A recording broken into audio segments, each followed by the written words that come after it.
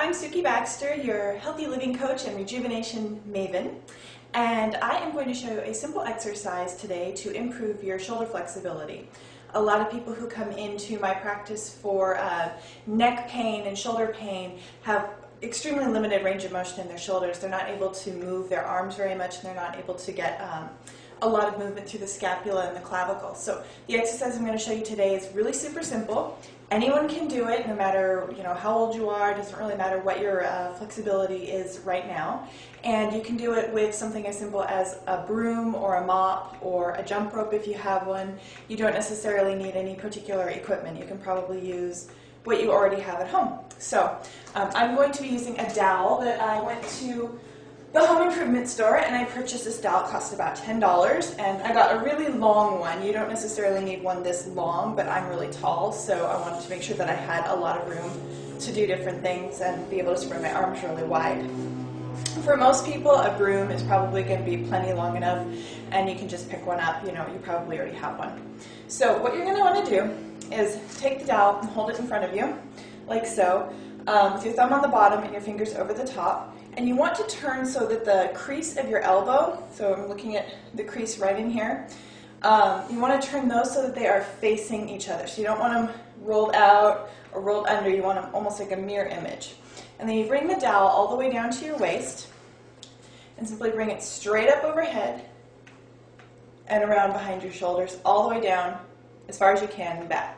Now, the reason I prefer a dowel, a wooden dowel, over, say, a rope or a jump rope is that with a rope, it's really easy to bend your arms, and you want to make sure you keep your arms locked completely straight, so you don't want to be bending your elbows like this. A lot of people, when they get to the top, this will be the really sticky area, and they'll want to bend their elbows. Keep those elbow creases facing each other. Keep the elbows locked completely straight, and just keep going. If it's too difficult, walk your hands a little bit wider on the bar, and that'll make it easier. If your hands are as wide as they can go and you can't get your arms behind you, just go to the edge of your range of motion, hang out there for a second, and then come back and continue to repeat that.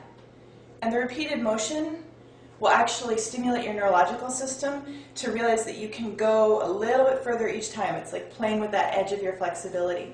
You'll be able to go a little bit further, and eventually you'll be able to go all the way around. Okay, and it's going to take some time. This is definitely an exercise that you want to do daily. At least probably 5 times a week would be for maximum benefit, but you can certainly do it 7 times a week. You want to do about 5 repetitions, so I just go back behind 5 times, and forward 5 times. You can do about 3 sets of those, but even if you just do 1 set, you're going to notice a huge improvement in your flexibility and range of motion. How to make this more difficult. So as you get really good at it, so for example, this is really easy for me. I can do this and it's not even a strain. So simply walking my hands in, that's a little bit more challenging for me. And that's really too close. I can't quite get there with that range of motion, so I can walk my hands out just a little bit, and then I can make it behind. So that's how you find out exactly where the most challenging place is for you.